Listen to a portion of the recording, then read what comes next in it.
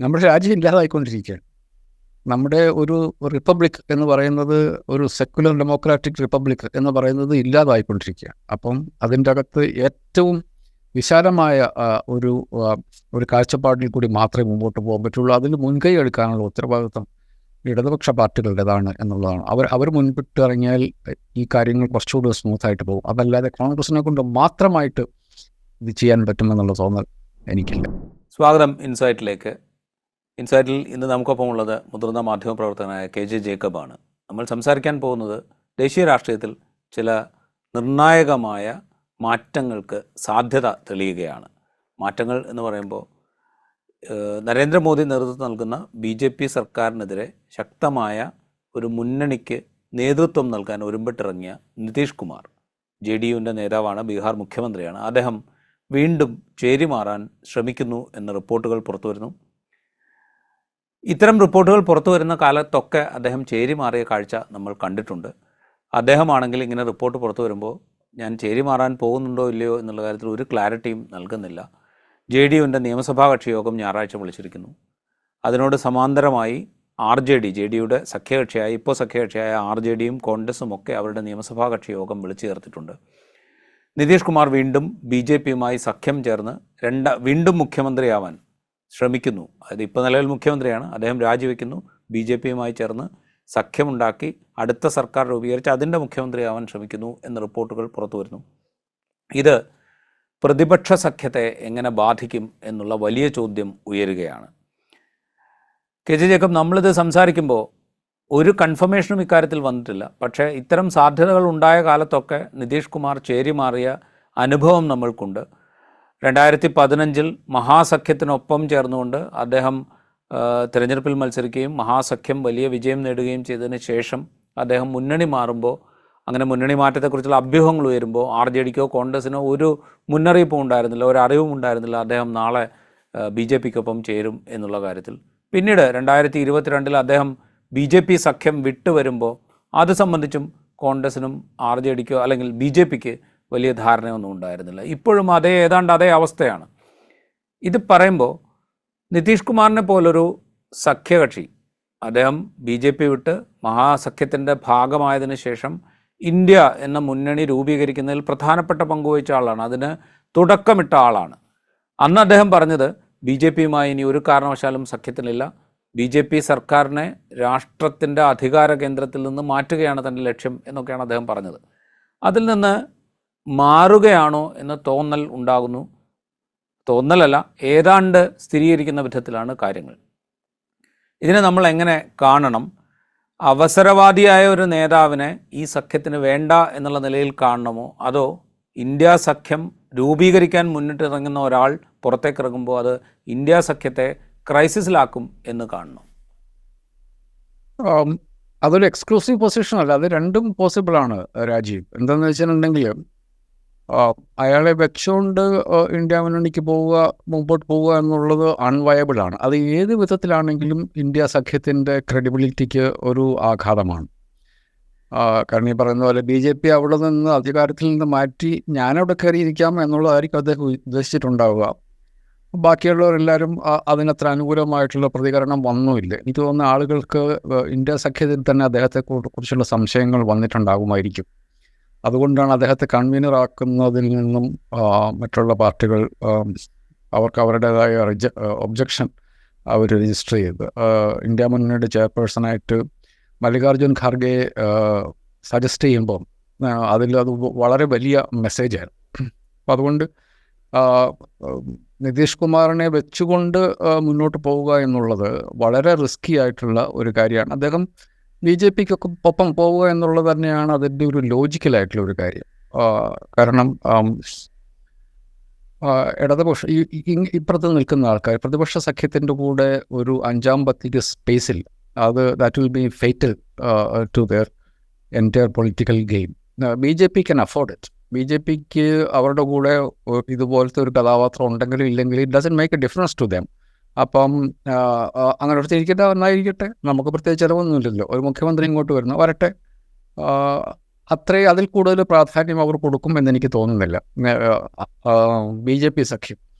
NDA സഖ്യത്തിൽ അതല്ല. NDA സഖ്യത്തിൽ അദ്ദേഹത്തിന് വളരെ പ്രോമിനൻ്റ് ആയിട്ടുള്ളൊരു സ്ഥാനമുണ്ടായിരുന്നു.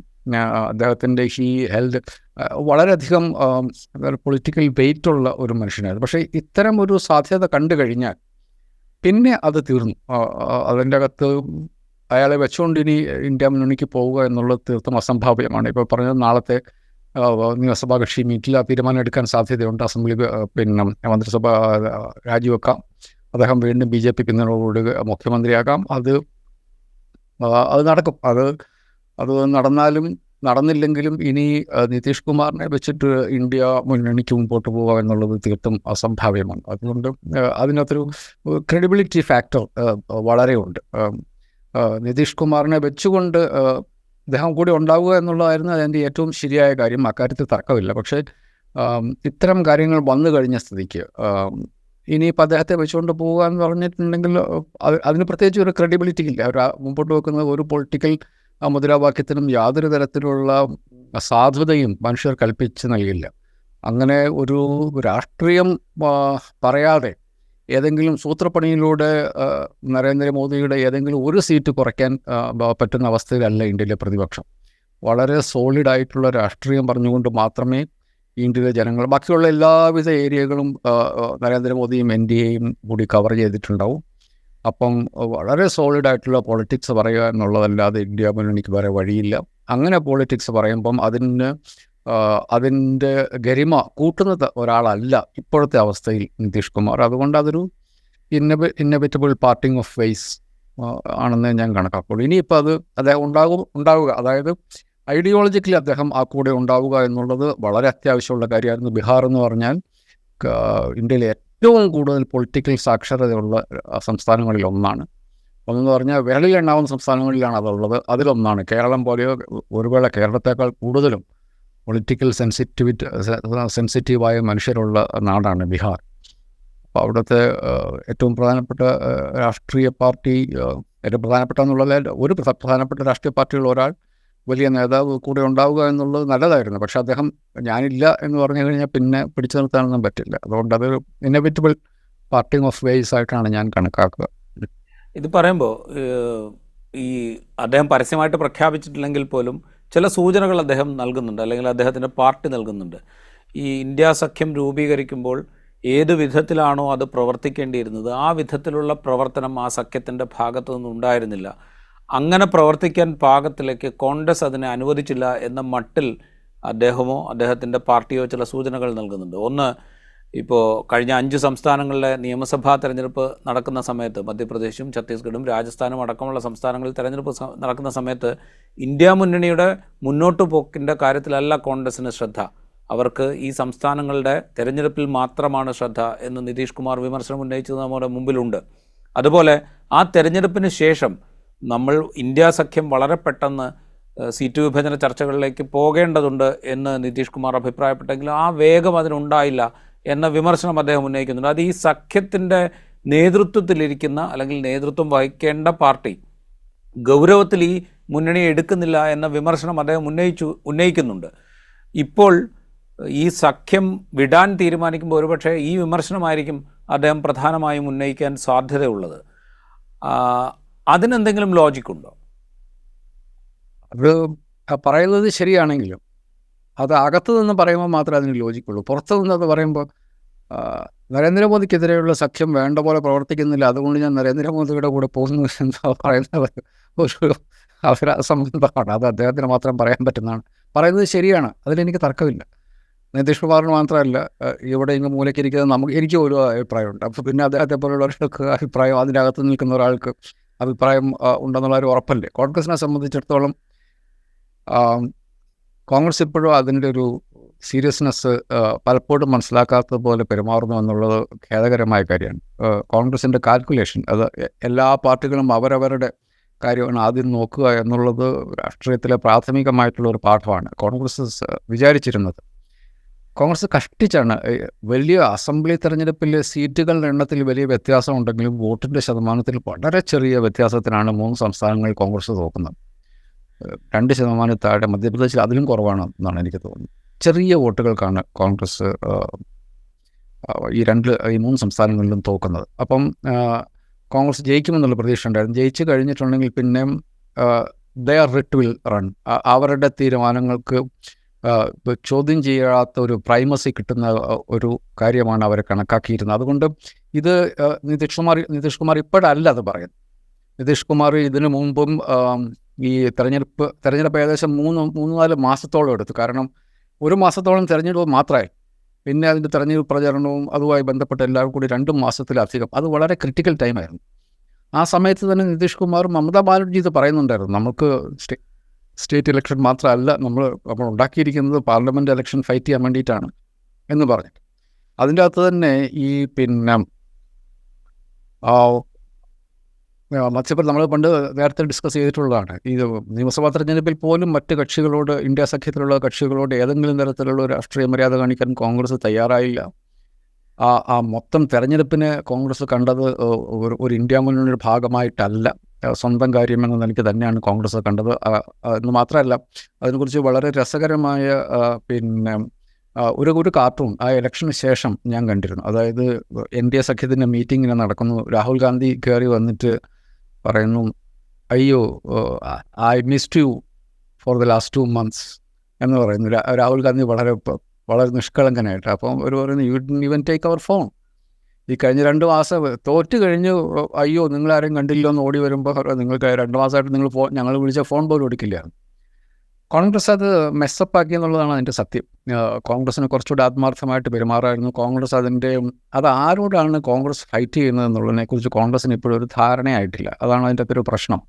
24/7 എന്ന മട്ടിൽ പ്രവർത്തിക്കുന്ന RSSൻ്റെ ബാക്കിങ്ങുള്ള ഇന്ത്യയിലെ ഏറ്റവും മികച്ച കമ്മ്യൂണിക്കേറ്റർ എന്ന് നമുക്ക് നിസ്സംശയം പറയാവുന്ന നരേന്ദ്രമോദിയുടെ നേതൃത്വമുള്ള ഒരു രാഷ്ട്രീയ സഖ്യത്തോട് ഫൈറ്റ് ചെയ്യാൻ ഇറങ്ങുകയാണ് എങ്കിൽ ഏത് തരത്തിലുള്ള കെട്ടുറപ്പോടുകൂടി ഇറങ്ങണം എന്നുള്ളതിനെക്കുറിച്ച് കോൺഗ്രസ്സിന് ഇതുവരെ അതിൻ്റേതായ ഒരു ധാരണയില്ല. ഇപ്പോഴും കോൺഗ്രസിൻ്റെ സംഘടനാപരമായ ശ്രദ്ധ രാഹുൽ ഗാന്ധിയുടെ യാത്രയാണ്. രാഹുൽ ഗാന്ധിയുടെ യാത്ര എത്രത്തോളം ഗുണകരമായ മാറ്റമുണ്ടാക്കി എന്നുള്ളതിനെക്കുറിച്ച് കോൺഗ്രസ്സുകാർ റിയലിസ്റ്റിക് ആയിട്ടൊരു അസസ്മെൻറ്റ് രാഹുൽ ഗാന്ധിയോട് പറയണമെന്നില്ല, പക്ഷേ റിയലിസ്റ്റിക് ആയിട്ടൊരു അസസ്മെൻറ്റ് അവരെങ്കിലും നടത്തിയിട്ടുണ്ടായിരുന്നെങ്കിൽ ഇപ്പോൾ രാജ്യം മുഴുവൻ തെരഞ്ഞെടുപ്പിലേക്ക് പോകാനുള്ള പരിപാടികൾ ചെയ്യാനുള്ള ഉത്തരവാദിത്തമുള്ളൊരു പാർട്ടി ഒരു യാത്രയുമായിട്ട് മുമ്പോട്ട് പോകുമായിരുന്നില്ല.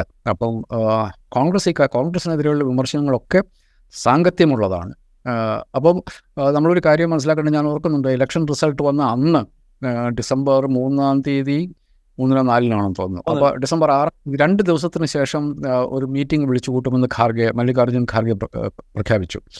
ആ പ്രഖ്യാപനം സത്യത്തിൽ അദ്ദേഹം കാര്യങ്ങൾ എത്ര ഗൗരവമായിട്ട് കാണുന്നു എന്നുള്ളതിനെക്കുറിച്ച് തെളിവായിരുന്നു. പക്ഷേ മറ്റു കക്ഷികളെ സംബന്ധിച്ചിടത്തോളം അവർ താങ്ക് യു വെരി മച്ച് എന്നാണ് അവർ പറഞ്ഞത്. കാരണം നിങ്ങൾക്ക് തോന്നുമ്പം വളരെ പെട്ടെന്ന് ബാവാന്ന് പറഞ്ഞാൽ വരേണ്ട ആൾക്കാരല്ല. കാരണം ആ കൂട്ടത്തിലുള്ള ആരും കോൺഗ്രസിൻ്റെ ദാക്ഷിണ്യം കൊണ്ട് അധികാരത്തിലിരിക്കുന്ന ആളുകളല്ല. അത് മമതാ ബാനർജി അല്ല, ആം ആദ്മി പാർട്ടിയുടെ നേതാവല്ല, നിതീഷ് കുമാറോ തേജസ്വിയോ അല്ല, സ്റ്റാലിനല്ല, ആരുമല്ല. ആർക്കും കോൺഗ്രസ് ഇന്നോവേറ്റബിൾ ആയിട്ടുള്ള അവരെല്ലാവരും മുഖ്യമന്ത്രിമാരും വലിയ രാഷ്ട്രീയ കക്ഷികളുടെ നേതാക്കന്മാരും. സമാജ്വാദി പാർട്ടി ഉത്തർപ്രദേശിൽ 30% വോട്ടുള്ള പാർട്ടിയാണ്. ഉത്തർപ്രദേശിൽ 30% വോട്ടെന്ന് പറഞ്ഞിട്ടുണ്ടെങ്കിൽ 6 കോടി ജനങ്ങളുടെ പിന്തുണയുള്ള, റഫ് എസ്റ്റിമേറ്റ് 6 കോടി ജനങ്ങളുടെ പിന്തുണയുള്ള ഒരു പാർട്ടിയാണത്. അപ്പോൾ അവരോടൊക്കെ നിങ്ങൾ വന്നിരിക്കുമെന്ന് പറഞ്ഞു കഴിഞ്ഞിട്ടുണ്ടെങ്കിലും അത് വരണമെന്നില്ല. അത് കഴിഞ്ഞ് മല്ലികാർജ്ജുൻ ഖാർഗെ അത് മനസ്സിലായി. അദ്ദേഹം പിന്നീട് ഒരു എക്സ്റ്റൻഡഡ് മീറ്റിംഗ് വിളിച്ചു. അപ്പോൾ ആൾക്കാരൊക്കെ വന്നു. അപ്പോൾ അത് കോൺഗ്രസിനെതിരെ ഇത്തരം രാഷ്ട്രീയ മര്യാദകൾ, രാഷ്ട്രീയ യാഥാർത്ഥ്യങ്ങൾ മനസ്സിലാകുന്നില്ല എന്നുള്ളത് വളരെ സങ്കടകരമായ ഒരു കാര്യമാണ്. പക്ഷേ അപ്പോൾ എന്താ ചെയ്യേണ്ടത്? കോൺഗ്രസിന് ഇപ്പം ഞാൻ കണ്ടിടത്തോളം കോൺഗ്രസിന് ഏറ്റവും റീസണബിൾ ആയിട്ടുള്ള ഒരു മനുഷ്യനാണ് കോൺഗ്രസിൻ്റെ ഇപ്പോഴത്തെ അധ്യക്ഷൻ ശ്രീ മല്ലികാർജ്ജുൻ ഖാർഗെ. അദ്ദേഹത്തിൻ്റെ ഒരു കയ്യൊപ്പില്ലായിരുന്നെങ്കിൽ കോൺഗ്രസ് അടുത്ത കാലത്ത് എടുത്തത് ഏറ്റവും സെൻസിബിളാണെന്ന് ഞാൻ വിശ്വസിക്കുന്ന ഒരു തീരുമാനം, അതായത് അയോധ്യയിലെ RSS പ്രോജക്റ്റിന് പോയി കൈയടിക്കേണ്ടതില്ല എന്നുള്ള ഒരു തീരുമാനം കോൺഗ്രസിൻ്റെ ഭാഗത്തുണ്ടാകുമെന്ന് എനിക്ക് തോന്നുന്നില്ല. അപ്പം അദ്ദേഹം വളരെ റീസണബിളായിട്ടൊരു മനുഷ്യനാണ്. ആ പാർട്ടി റീസണബിളായിട്ട് പെരുമാറുന്നു. അപ്പം ഈ നിതീഷ് കുമാറിൻ്റെ പ്രതിഷേധം അത് ലെജിറ്റിമേറ്റാണ് എന്ന് പറയുമ്പോഴും അതിൻ്റെ ഉദ്ദേശശുദ്ധി ശരിയാണ് എങ്കിൽ അദ്ദേഹം വർക്ക് ചെയ്യേണ്ടത് കോൺഗ്രസിൻ്റെ ഒപ്പം വർക്ക് ചെയ്യുകയാണ് ചെയ്യേണ്ടത്. കോൺഗ്രസിൻ്റെ ഗാന്ധി ഫാമിലി, അദൃശ്യമായ ഹൈക്കമാൻഡ്, അവരുടെ അഹങ്കാരം, അതിനോടല്ലല്ലോ അദ്ദേഹം പ്രവർത്തിക്കേണ്ടത്. അദ്ദേഹം പ്രവർത്തിക്കേണ്ടത് മല്ലികാർജ്ജുൻ ഖാർഗെയും ജയറാം രമേശും ഒക്കെ ഉള്ള തലയ്ക്ക് വെളിവുള്ള രാഷ്ട്രീയ നേതാക്കന്മാർ നിരന്നിരിക്കുന്ന ഒരു കോൺഗ്രസ് നേതൃത്വം ഇപ്പോൾ ആ പാർട്ടിക്കുണ്ട്. ആ പാർട്ടിയോട് കമ്മ്യൂണിക്കേറ്റ് ചെയ്യണ്ടേ. നമുക്കിത് നമ്മൾ ഇങ്ങനെ പോയാൽ പോരാ. വേറൊരു കാര്യം ഞാൻ ശ്രദ്ധിച്ചത്, ഇതിൻ്റെ അകത്ത് സീറ്റ് വിഭജന ചർച്ചകൾ നടക്കുന്നുണ്ട്. അപ്പോൾ അതിൽ തമിഴ്നാട്ടിൽ നടക്കുന്നു, മഹാരാഷ്ട്രയിൽ അത് അത്യാവശ്യം നന്നായിട്ട് നടക്കുന്നു. മഹാരാഷ്ട്ര എന്ന് പറഞ്ഞാൽ 48 അംഗങ്ങളാണുള്ളത്. അവിടെ റീസണബിൾ ആയിട്ടുള്ള ഒരു അറേഞ്ച്മെൻറ്റിലേക്ക് അവർ ഏകദേശം വന്നിട്ടുണ്ട്. ശിവസേനയും കോൺഗ്രസും എൻ സി പി. അപ്പോൾ ഏകദേശം ഒരു അറേഞ്ച്മെൻ്റ് ഉണ്ട്. തമിഴ്നാട്ടിൽ കോൺഗ്രസ് അനാവശ്യമായിട്ടുള്ള അവകാശവാദങ്ങൾ ഉന്നയിച്ചിരുന്നു. അത് സമ്മതിക്കില്ല എന്നെനിക്ക് സ്റ്റാലിൻ പറഞ്ഞിട്ടുണ്ട്. അവിടെ കോൺഗ്രസ് എന്തായാലും സ്റ്റാലിൻ പറയുന്നതിൻ്റെ അപ്പുറത്തേക്ക് പോകില്ല. വിചിത്രമായിട്ടുള്ള കാര്യം, അവിടെയുള്ള AIDMK, അതായത് പളനിസ്വാമിയുടെ AIDMK ഇന്ത്യ സഖ്യത്തിലേക്ക് വരാനുള്ള ശ്രമം നടത്തുന്നുണ്ട്. അവിടെ ഇപ്പം വളരെ വിചിത്രമായിട്ടുള്ളൊരു കാര്യമാണ്. അവിടെ AIDMK ഇപ്പം ന്യൂനപക്ഷ സമുദായങ്ങളുടെ പിറകെ നടക്കുകയാണ്. അതായത് SDP ഒക്കെ ന്യൂനപക്ഷ സമുദായ പാർട്ടിയാണെന്നുള്ള മട്ടിലാണ് ഇപ്പോൾ പെരുമാറുന്നത്. അവരെ രണ്ടു കൂട്ടരും അവരെ പ്രീണിപ്പിക്കാനുള്ള ശ്രമം. അതായത് ഇനി ഞങ്ങൾ ജീവിതത്തിൽ BJP ആയിട്ട് കൂടുതൽ, കാരണം AIDMK സംബന്ധിച്ചിടത്തോളം അതൊരു സെക്യുലർ പാർട്ടിയായിട്ടാണ് തമിഴ്നാട്ടിൽ നിലനിന്നിരുന്നത്. BJPയുടെ കൂടെ കൂടിയതോടുകൂടി അവരുടെ ആ ക്രെഡൻഷ്യൽസ് പോയി. അതുകൊണ്ട് ഇല്ല, ഞങ്ങൾ ചെയ്ത തെറ്റിന് അവർ എത്ര വിട്ട് മാപ്പ് പറഞ്ഞുകൊണ്ടിരിക്കുന്ന ഒരവസ്ഥയുണ്ട്. അപ്പം തമിഴ്നാട്ടിലെ കാര്യം ഓൾമോസ്റ്റ് സെറ്റിൽഡാണ്. ബംഗാളിൽ പ്രശ്നമുണ്ട്. ബംഗാളിൽ കോൺഗ്രസ് ജയിച്ച 2 സീറ്റ് കൊടുക്കാമെന്നാണ് മമതാ ബാനർജി പറഞ്ഞത്. അതും മര്യാദകേട്. അവർ ജയിച്ച 2 സീറ്റ് കിട്ടാൻ വേണ്ടിയിട്ട് ഇവരോട് CPM-നോടും കോൺഗ്രസിനോടും തൃണമൂലിനോടും മത്സരിച്ച് ജയിച്ച 2 സീറ്റ് കോൺഗ്രസിന് മത്സരിക്കാൻ കിട്ടാൻ വേണ്ടി ഇവരുടെ ആരുടെ ഔദാര്യത്തിൻ്റെ ആവശ്യമില്ല. ഒരു സഖ്യം എന്ന നിലയ്ക്ക്. പക്ഷേ അത് നെഗോഷിയേറ്റ് ചെയ്തിട്ടുണ്ട്. അതിലൊക്കെ നെഗോഷിയേറ്റ് ചെയ്യേണ്ട ആവശ്യമുണ്ട്. ഇതിനൊക്കെ മുൻകൈ എടുക്കേണ്ട ആളാണ് നിതീഷ് കുമാർ. ഈ കാര്യങ്ങളൊക്കെ ഇതിന് മുന്നണിക്കകത്തുണ്ടാകാവുന്ന പ്രശ്നങ്ങൾ മുൻകൂട്ടി കണ്ട് അത് നെഗോഷിയേറ്റ് ചെയ്തെടുക്കുന്നതിന് പകരം മാറിയിരുന്ന് കുറ്റം പറയുകയും പിന്നെ അതിൻ്റെ പേരിൽ BJPയുടെ കൂടെ പോവുകയും ചെയ്യുമ്പം നിതീഷ് കുമാറിൻ്റെ അദ്ദേഹം പറയുന്നത് കാര്യമാണെങ്കിലും അതിൻ്റെ രാഷ്ട്രീയ ധാർമ്മികത, അതിൻ്റെ രാഷ്ട്രീയ ഉദ്ദേശം നെഗറ്റീവാണ്. അക്കാര്യത്തിൽ നമ്മൾ പ്രത്യേകിച്ചൊരു മര്യാദയുടെ ഭാഷ ഉപയോഗിച്ചിട്ട് കാര്യമൊന്നുമില്ല. അത് തട്ടിപ്പാണ്. അപ്പം അതിൻ്റെ പേരിൽ കോൺഗ്രസിനെ കുറ്റപ്പെടുത്താൻ നമുക്ക് കാരണങ്ങളുണ്ട്. പക്ഷേ അതിൻ്റെ പേരിൽ അങ്ങോട്ട് പോകുക എന്ന് പറഞ്ഞിട്ടുണ്ടെങ്കിൽ അതൊന്നും സീരിയസ് ആയിട്ടൊരു പൊളിറ്റിക്സ് ആയിട്ട് നമുക്ക് കണക്കാക്കാൻ പറ്റും. റൈറ്റ്. ഇത് പറയുമ്പോൾ നമ്മൾ ബീഹാർ മാത്രം എടുക്കുകയാണെങ്കിൽ ഇപ്പോൾ നിതീഷിൻ്റെ ഒരു പൊളിറ്റിക്കൽ ഫ്യൂച്ചർ, അതിനെക്കുറിച്ച് നമ്മൾ ചിന്തിക്കുകയാണെങ്കിൽ ഇപ്പോൾ BJPയുമായി സഖ്യം ഉണ്ടാക്കുന്നു, അവിടെ നിന്ന് പിരിഞ്ഞ് മഹാസഖ്യത്തിലേക്ക് വരുന്നു, ആ മഹാസഖ്യം പിരിഞ്ഞ് വീണ്ടും BJPയുമായിട്ട് ചേരുന്നു, വീണ്ടും BJPയുമായിട്ട് ബന്ധം വിച്ഛേദിച്ചുകൊണ്ട് മഹാസഖ്യത്തിൻ്റെ ഭാഗമാകുന്നു, ഇനി ഒരിക്കലും അങ്ങോട്ടില്ല എന്ന് പ്രഖ്യാപിക്കുന്നത്. ഇതൊക്കെ കഴിഞ്ഞതിന് ശേഷമാണ് ഇപ്പോഴത്തെ ഈ അനിശ്ചിതത്വം അദ്ദേഹം സൃഷ്ടിക്കുന്നത്. JDUവിൻ്റെ പൊളിറ്റിക്കൽ ഹിസ്റ്ററി നമ്മൾ നോക്കിക്കഴിഞ്ഞാൽ ഈ ഓരോ ഘട്ടത്തിലും സീറ്റുകളുടെ എണ്ണം കുറഞ്ഞു വരികയും നിതീഷിൻ്റെ തന്നെ പൊളിറ്റിക്കൽ ഹൈറ്റ് അത് താഴേക്ക് വരികയും ചെയ്യുന്ന കാഴ്ച നമ്മൾ കാണുന്നുണ്ട്. ഇനി ഇപ്പോൾ NDAയിലേക്ക് പോകാൻ തീരുമാനിക്കുകയാണെങ്കിൽ അദ്ദേഹത്തിൻ്റെ ബാർഗെയിനിങ് പവർ എന്ന് പറയുന്നത് ഏതാണ്ട് 0യിലേക്ക് പോകുന്നു എന്ന് നമ്മൾ പറയേണ്ടി വരും. കാരണം ഇനി അങ്ങോട്ട് തിരിച്ചു ചെന്നാൽ RJDയുമായൊരു സഖ്യത്തിന് സാധ്യത 0 ആണ്. അല്ലെങ്കിൽ തേജസ്വി യാദവോ ലാലു പ്രസാദ് യാദവോ അത് അംഗീകരിക്കാൻ യാതൊരു സാധ്യതയുമില്ല. അപ്പോൾ ഇനി അങ്ങോട്ട് തിരിച്ചു പോകാൻ സാധ്യതയില്ലാത്ത വിധത്തിലാണ് അദ്ദേഹം ഇനി NDAയിലേക്ക് പോവുക. NDAയ്ക്കാണെങ്കിൽ JDUവിനെ ഉപയോഗിച്ചുകൊണ്ട് ബീഹാറിൽ BJP മുന്നേറ്റം ഉണ്ടാക്കിയ കഥയാണ് BJPക്ക് പറയാനുണ്ടാവുക. JDUവുമായുള്ള സഖ്യം ഉണ്ടാക്കിയതിന് ശേഷമാണ് അവർ കൂടുതൽ സീറ്റുകൾ നേടുന്നത്, സ്വന്തമായി മത്സരിച്ച് ജയിക്കാൻ ശ്രമിക്കുന്നതൊക്കെ JDUവുമായി സഖ്യം ഉണ്ടാക്കിയതിന് ശേഷമാണ്. അപ്പോൾ ഒരു പൊളിറ്റിക്കൽ ബാർഗെയിനിങ്ങിനുള്ള എല്ലാ സാധ്യതകളും അവസാനിപ്പിച്ചുകൊണ്ട് ഏതാണ്ട് ഒരു പൊളിറ്റിക്കൽ സൂയിസൈഡ് എന്നുള്ള പോലെ ഒരു തീരുമാനമാണ് ഇപ്പോൾ നിതീഷ് എടുക്കുന്നത് ബീഹാറിൽ എന്ന് പറയേണ്ടി വരില്ലേ? തീർച്ചയായിട്ടും. കാരണം BJPയുടെ ചരിത്രം അതാണ്. മഹാരാഷ്ട്രയിൽ ശിവസേനയെ പിളർത്തി വളർന്ന ചരിത്രമാണ്. അല്ലെങ്കിൽ ശിവസേന ഉപയോഗിച്ചുകൊണ്ട് അപ്പോൾ ബാക്കി പാർട്ടികളുടെ കാര്യം ആലോചിച്ചാൽ മതി. ശിവസേനയെ ഉപയോഗിച്ച് വളർന്ന പാർട്ടിയാണ് BJP. അതിന് BJP കുറ്റം പറഞ്ഞിട്ട് എനിക്ക് BJP കാര്യത്തിൽ എനിക്ക് അഡ്മിറേഷനേ ഉള്ളൂ. കാരണം നിങ്ങൾക്കൊരു പൊളിറ്റിക്കൽ ഐഡിയോളജി ഉണ്ടാവുകയും നിങ്ങളത് പെർസ്യൂ ചെയ്യുകയും ചെയ്യുമ്പം നിങ്ങൾ ആരുടെ കൂടെയും കൂടും. കാരണം നിങ്ങൾക്ക് BJPയെ സംബന്ധിച്ചിടത്തോളം ഭയമില്ല. BJPക്ക് പിന്നെ ജമ്മു കാശ്മീരിൽ PDP ആയിട്ട് കൂടാനൊരു പ്രശ്നമില്ലായിരുന്നല്ലോ. കേരളത്തിൽ അവർ വേണമെങ്കിൽ SDP ആയിട്ട് മുസ്ലിം ലീഗുമായിട്ടാണ് വേണമെങ്കിൽ കൂട്ടുകൂടും. കാരണം അവരെ സംബന്ധിച്ചിടത്തോളം അവരുടെ കോർ ഐഡിയോളജിയിൽ അവർ കോംപ്രമൈസ് ചെയ്യുന്നില്ല. പിന്നെ ഉള്ളതെല്ലാം ടാക്റ്റിക്കലായിട്ടുള്ള ചില അണ്ടർസ്റ്റാൻഡിംഗ് ആണ്. അതുകൊണ്ട് അവരെ സംബന്ധിച്ചിടത്തോളം യാതൊരു തരത്തിലുള്ള നഷ്ടമില്ല എന്ന് മാത്രമല്ല, അധികാരത്തിൽ വരുമ്പോൾ അതിന് ചില അഡ്വാൻറ്റേജസ് ഉണ്ട്. അതായത് BJPയെ മുമ്പോട്ട് പോകാൻ പലയിടത്തും തടഞ്ഞു നിർത്തിയിരുന്ന ചില ഡിസഡ്വാൻറ്റേജസ് അത് ഒഴിവാക്കാൻ അധികാരം സഹായിക്കും. ഇപ്പോൾ ജമ്മു ആൻഡ് കാശ്മീരിൽ അധികാരത്തിലെത്തുക എന്നുള്ളത് വളരെ പ്രധാനപ്പെട്ട ഒരു കാര്യമായിരുന്നു.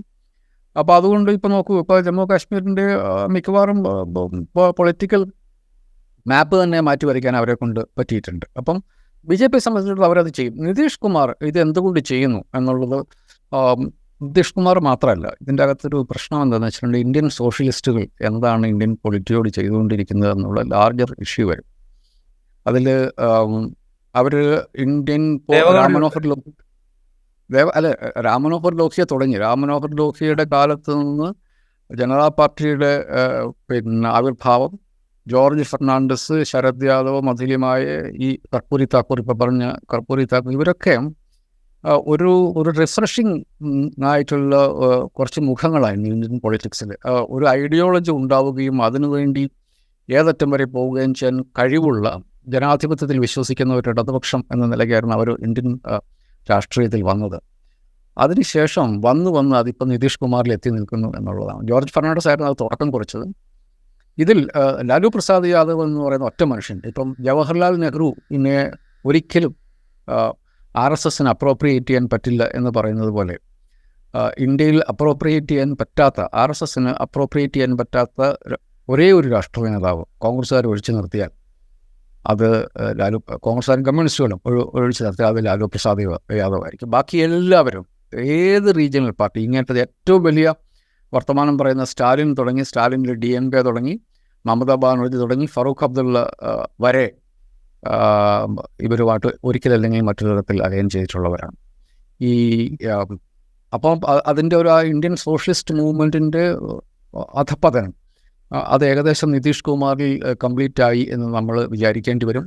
രണ്ടാമത്തെ ഒരു കാര്യം, അവർക്ക് മനുഷ്യരോടുള്ള കമ്മിറ്റ്മെൻറ്റ്. നമ്മൾ ഏത് തരത്തിലുള്ള, നമ്മളിപ്പോൾ നീതി ആയോഗിൻ്റെ ഡേറ്റ എടുത്ത് നോക്കാം, കഴിഞ്ഞ എനിക്ക് തോന്നുന്നു ഒരു 40 വർഷമായി ബീഹാറിൽ സോഷ്യലിസ്റ്റുകൾ മാത്രമാണ് ഭരിക്കുന്നത്. നമ്മുടെ റിപ്പബ്ലിക്കിന് ആകെ 75 വർഷമുള്ളതെന്ന് ആലോചിക്കണം. അപ്പോൾ അതിൻ്റെ അകത്ത് ഏകദേശം 40 വർഷത്തോളം, 30 വർഷം ഉറപ്പായിട്ടും, എനിക്ക് തോന്നുന്നു 80കളിൽ അവസാനം നടന്ന തെരഞ്ഞെടുപ്പിലാണ് ലാലു പ്രസാദ് യാദവ് മുഖ്യമന്ത്രിയാകുന്നത്. അതിനുശേഷം ലാലുവിൻ്റെ ഭാര്യ നിതീഷ് കുമാർ, ഈ 3 പേരെ അവിടെ മുഖ്യമന്ത്രി ആയിട്ടുള്ളൂ, വേറെ ആരും മുഖ്യമന്ത്രി ആയിട്ടില്ല. നമ്മൾ ഇന്ത്യയിലെ ഏത് തരത്തിലുള്ള ഇൻഡെക്സുകൾ എടുത്ത്, നീതി ആയോഗിൻ്റെ ഏത് ഇൻഡെക്സ് എടുത്ത് നോക്കിയാലും അതിലെ ഏറ്റവും അവസാനത്തെ സംസ്ഥാനം, അല്ലെങ്കിൽ ഏറ്റവും അവസാനത്തെ 2ാമത്തെ സംസ്ഥാനം അത് ബീഹാറാണ്. മനുഷ്യൻ്റെ മിക്കവാറും കാര്യങ്ങൾ കേരളം 1ാം സ്ഥാനത്ത് നിൽക്കുന്ന ഇൻഡെക്സുകൾ എടുത്തു കഴിയുമ്പം ഏറ്റവും അവസാനം നിൽക്കുന്നത് ബീഹാറാണ്. കേരളം ഒരു ലെഫ്റ്റ് പൊളിറ്റിക്സ് കൊണ്ട് നടക്കുന്ന, അവരൊരു സോഷ്യലിസ്റ്റ് പൊളിറ്റിക്സ് കൊണ്ട് നടക്കുന്നത്. അപ്പം അത് സെൽഫ് സെർവിങ് ആയിട്ടുള്ള ഒരു കാര്യമായിട്ട് ഇന്ത്യയിലെ സോഷ്യലിസ്റ്റ് മൂവ്മെൻറ്റുകൾ മാറിയിട്ടുണ്ട്. അതിൻ്റെ ബീഹാറുകാരുടെ പൊളിറ്റിക്കൽ സജലാസിറ്റി കൊണ്ട്, അവരുടെ പൊളിറ്റിക്കൽ എൻലൈറ്റൻമെൻറ്റ് കൊണ്ട് അവർ വേറെ ആരും അടുപ്പിക്കുന്നില്ല എന്ന് മാത്രം നമ്മൾ കണക്കാക്കിയാൽ മതി. ഇവരുടെ പൊളിറ്റിക്സിനുള്ള ഇവരുടെ കോൺട്രിബ്യൂഷൻ ഏകദേശം വട്ടപൂജ്യമായിരിക്കുന്നു എന്നുള്ളൊരു കാര്യം എനിക്ക് പലപ്പോഴും നിതീഷ് കുമാറിനെ മനസ്സിലാക്കാൻ ഭയങ്കരമായിട്ട് ബുദ്ധിമുട്ടുണ്ട്. കാരണം നിതീഷ് കുമാർ വളരെ അയാളൊരു ബേസിക്കലി ഒരു എൻജിനീയറാണ്, വളരെ സെൻസിബിളായിട്ടൊരു മനുഷ്യനാണ്. കൃഷിമന്ത്രി ആയിരുന്നപ്പോൾ അയാൾ കേരളത്തിൽ PJ ജോസഫിൻ്റെ ഫാമിൽ വന്നിട്ട് കൃഷിയെക്കുറിച്ച്, കേരളത്തിലെ കൃഷി രീതികളെക്കുറിച്ച് പഠിച്ചിട്ടുണ്ട്. അയാൾ താമസിച്ച്, വെറുതെ പത്രക്കാരറിയാൻ വേണ്ടിയിട്ട് ഷോ എടുക്കാനും ഫോട്ടോ എടുക്കാൻ വേണ്ടി വന്നതല്ല, തൊടുപുഴയിൽ വന്നിട്ട് ആ ഫാമിൽ താമസിച്ച് കൃഷി രീതികൾ കണ്ട് പഠിച്ച് തിരിച്ചു പോയ മനുഷ്യനാണ്. പക്ഷേ ഈ കൃഷി ഇതാണ് എന്നുള്ളതാണ് എൻ്റെ ഒരു ട്രാജഡി. അപ്പം നിതീഷ് കുമാറിൻ്റെ തീർച്ചയായിട്ടും മഹാഗഠബന്ധൻ 2015 വിജയത്തിന് ശേഷം അദ്ദേഹം ഈ RSS രാഷ്ട്രീയ പക്ഷത്ത് ഉറച്ചു നിന്നിട്ടുണ്ടായിരുന്നെങ്കിൽ ഇന്ന് ഒരു മല്ലികാർജ്ജുൻ ഖാർഗെയും ആയിരിക്കില്ല ഇതിൻ്റെ അധ്യക്ഷൻ. അത് നിതീഷ് കുമാറിൽ ഓട്ടോമാറ്റിക്കായിട്ട് വന്ന് ചേർന്നിട്ടുണ്ടായിരുന്നതിനെ. അദ്ദേഹം സമാജ്വാദി പാർട്ടിയുമായി ഒരു അലയൻസ് ഉണ്ടാക്കുകയും സോഷ്യലിസ്റ്റ് മൂവ്മെൻറ്റുകളെ മുമ്പോട്ട് കൊണ്ടുപോകാൻ ശ്രമിക്കുകയും വർഗീയ വിരുദ്ധ സെക്കുലർ പൊളിറ്റിക്സിൻ്റെ ഒപ്പം അയാൾ നിന്നിട്ടുണ്ടായിരുന്നെങ്കിൽ ഇന്ത്യയിലെ ഏറ്റവും മുതിർന്ന പ്രതിപക്ഷ നേതാവായിട്ട് ഇന്ന് അദ്ദേഹം അംഗീകരിക്കപ്പെട്ടിട്ടുണ്ടായിരുന്നു. അവിടെ നിന്ന് 5 പേപ്പർ വെയ്റ്റിൻ്റെ വില പോലും കൂടെ നിൽക്കുന്ന ആൾക്കാരും എതിരാളികളും കൊടുക്കാത്ത ഒരവസ്ഥയിലേക്ക് നിതീഷ് കുമാർ വന്നിരിക്കുന്നു എന്നുള്ളത് ഒരു പ്രഹേളികയാണ്. അതിന് നമുക്ക് സാധാരണഗതിയിൽ എന്നെപ്പോലെ ഒരു മനുഷ്യന് ഇവിടെ നോക്കുമ്പോൾ അതിനൊരു ഉത്തരം ഇല്ല.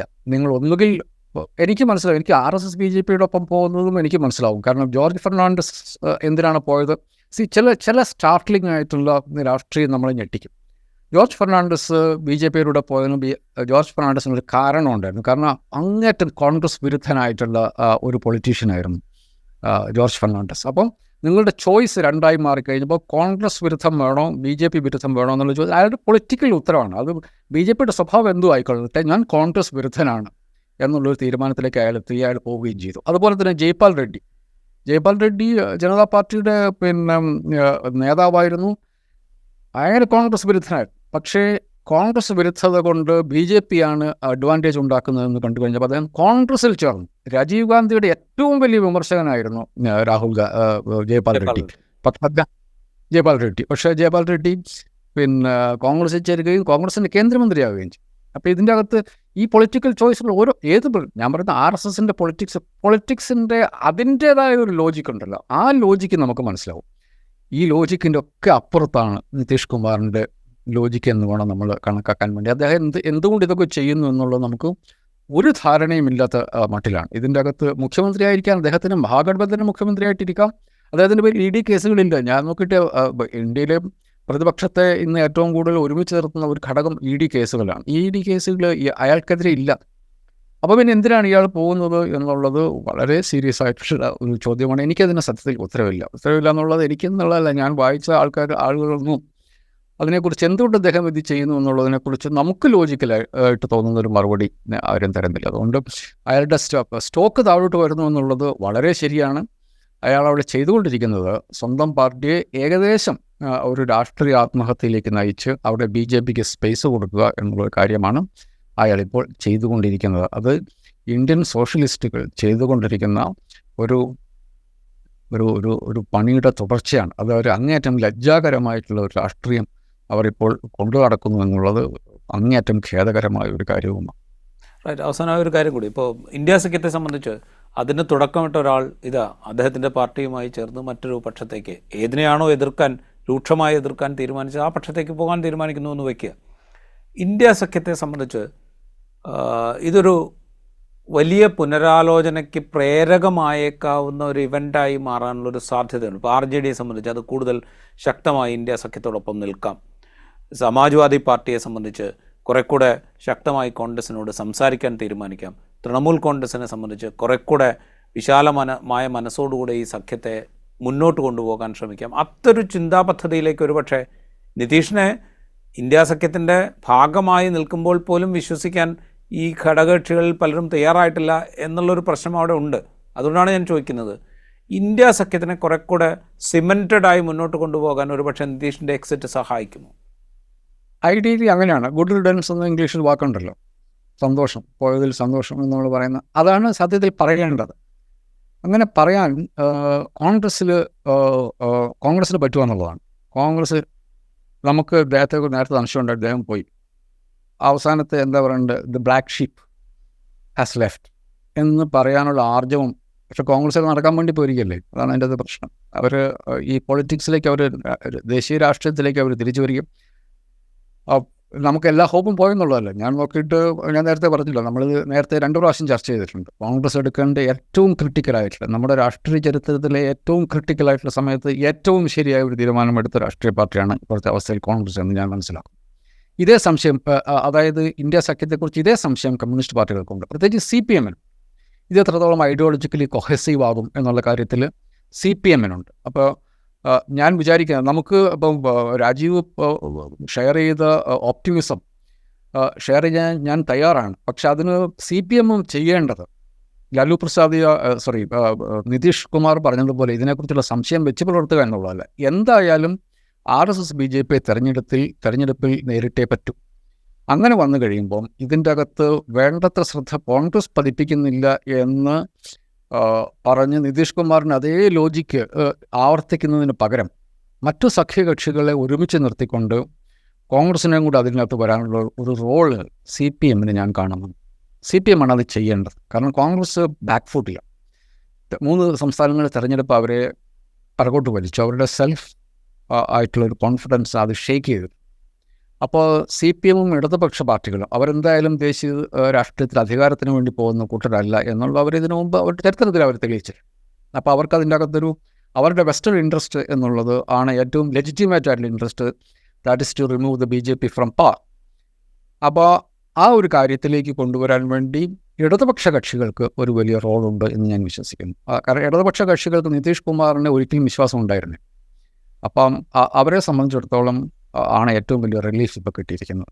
ഇനിയിപ്പോൾ അവരുടെ ഏറ്റവും വലിയ ഒരു പ്രശ്നം എന്ന് വെച്ചാൽ മമതാ ബാനർജിയാണ്. മമതാ ബാനർജിയും ഒരിക്കൽ പറയുകയും ചെയ്തു, I'm willing for a 3-way alliance ലെഫ്റ്റും കോൺഗ്രസുമായിട്ട്. പക്ഷേ അത് മുഴുവൻ അലയൻസിൻ്റെ ടേംസ് മുഴുവൻ ഞാൻ തീരുമാനിക്കും എന്നുള്ളൊരു ഘട്ടത്തേക്ക് മമത വന്നു കഴിഞ്ഞാൽ അവിടെ മമതയോട് സംസാരിക്കാൻ വേണ്ടി മല്ലികാർജ്ജുൻ ഖാർഗെയോ സോണിയ ഗാന്ധിയോ പോകണം. അങ്ങനെ വേണം അത് മുമ്പോട്ട് കൊണ്ടുപോകാൻ. പക്ഷേ അവിടെയൊക്കെ രാസത്തിറക്കമായി പ്രവർത്തിക്കാൻ CPM-ന് പറ്റും എന്നെനിക്ക് തോന്നുന്നു. അങ്ങനെ ഒരു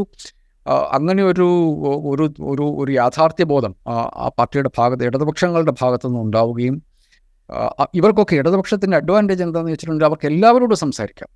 മമതാ ബാനർജി ഒഴികെ ബാക്കി എല്ലാവരോടും സംസാരിക്കാം. സ്റ്റാലിനോട് സംസാരിക്കാം, സമാജ്വാദി പാർട്ടിയോട് സംസാരിക്കാം, കോൺഗ്രസിനോട് സംസാരിക്കാം, ഇതിനകത്ത് ആം ആദ്മി പാർട്ടിയോട് സംസാരിക്കാം. ഇവർക്കെല്ലാവർക്കും CPM-നോ CPI-യോടോ അവർക്ക് രാഷ്ട്രീയമായ ഒരു ഫൈറ്റിൽ. അപ്പം അതിൻ്റെ അകത്ത് ഒരു ഗ്ലൂ ആയിട്ട് പ്രവർത്തിക്കാൻ വേണ്ടിയിട്ട് കമ്മ്യൂണിസ്റ്റ് പാർട്ടികൾ, ഇടതുപക്ഷ പാർട്ടികൾ ശ്രദ്ധിക്കണം എന്നുള്ളതാണ്. അവരെ ശ്രദ്ധിച്ചാൽ ചിലപ്പോൾ അത് ഈ പ്രശ്നങ്ങൾ ഒഴിവാക്കി മുമ്പോട്ട് പോകാൻ വേണ്ടി കോൺഗ്രസിന് പറ്റും. കോൺഗ്രസ് അത് എത്രത്തോളം ഈ ഓരോ നീക്കം വരുമ്പോഴും കോൺഗ്രസ് പ്രാക്ടിക്കലി അവരുടെ ഒരു കോൺഫിഡൻസിന് അറ്റാക്ക് ചെയ്യുന്ന ഒരു കാര്യമുണ്ട്. കാരണം ഇതിന് ഉത്തരം പറയേണ്ടത് കോൺഗ്രസ്സാണ്. ഇപ്പോൾ നിതീഷ് കുമാർ പോകുമ്പോൾ അതിൻ്റെ ഉത്തരം പറയേണ്ടി വരുന്നത് കോൺഗ്രസ്സാണ്. അപ്പോൾ അത് മുമ്പോട്ട് കയറി നിന്ന് കോൺഗ്രസിനെ ഡിഫെൻഡ് ചെയ്യാൻ ഇടതുപക്ഷ പാർട്ടികൾക്ക് പറ്റും. ഇത് കോൺഗ്രസിനെ ഡിഫെൻഡ് ചെയ്യുക എന്ന് പറഞ്ഞിട്ടുണ്ടെങ്കിൽ നമ്മുടെ രാജ്യം ഇല്ലാതായിക്കൊണ്ടിരിക്കുകയാണ്. നമ്മുടെ ഒരു റിപ്പബ്ലിക് എന്ന് പറയുന്നത്, ഒരു സെക്യുലർ ഡെമോക്രാറ്റിക് റിപ്പബ്ലിക് എന്ന് പറയുന്നത് ഇല്ലാതായിക്കൊണ്ടിരിക്കുകയാണ്. അപ്പം അതിൻ്റെ അകത്ത് ഏറ്റവും വിശാലമായ ഒരു കാഴ്ചപ്പാടിൽ കൂടി മാത്രമേ മുമ്പോട്ട് പോകാൻ പറ്റുള്ളൂ. അതിൽ മുൻകൈ എടുക്കാനുള്ള ഉത്തരവാദിത്വം ഇടതുപക്ഷ പാർട്ടികളുടേതാണ് എന്നുള്ളതാണ്. അവർ മുൻപിട്ടിറങ്ങിയാൽ ഈ കാര്യങ്ങൾ കുറച്ചുകൂടി സ്മൂത്തായിട്ട് പോകും. അതല്ലാതെ കോൺഗ്രസിനെ കൊണ്ട് മാത്രമായിട്ട് ഇത് ചെയ്യാൻ പറ്റുമെന്നുള്ള തോന്നൽ എനിക്കില്ല.